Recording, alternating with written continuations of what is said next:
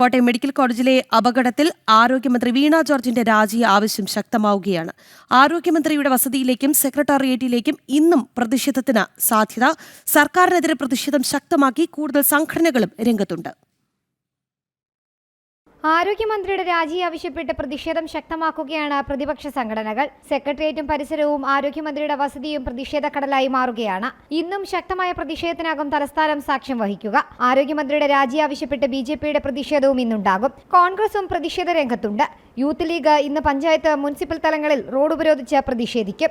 ആരോഗ്യമന്ത്രിയുടെ രാജിയില്ലാതെ മറ്റൊന്നുമില്ല എന്ന നിലപാടിലാണ് BJP.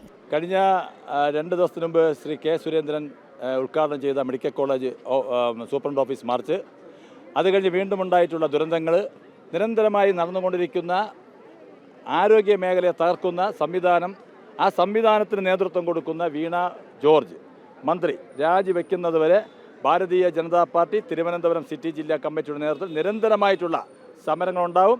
അതിശക്തമായിട്ടുള്ള സമരങ്ങളായിരിക്കും നടക്കുന്നത്. ജനങ്ങളെ രക്ഷിക്കുക, ഈ കേരളത്തിൻ്റെ ജനങ്ങളുടെ ആരോഗ്യം സംരക്ഷിക്കാൻ ബാധ്യസ്ഥരായിട്ടുള്ളവർ തന്നെ ആരോഗ്യത്തെ തകർക്കുന്ന ആ സംവിധാനം മാറിയേ പറ്റൂ. മാറുന്നതുവരെ ഭാരതീയ ജനതാ പാർട്ടിയുടെ ശക്തമായ സമരങ്ങൾ ഉണ്ടാവും. പ്രതിഷേധം കനത്തതോടെ കടുത്ത വെല്ലുവിളിയാണ് CPMന് നേരിടേണ്ടി വരുന്നത്.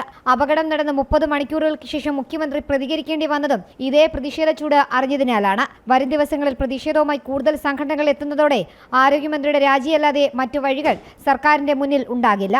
ജനം, തിരുവനന്തപുരം.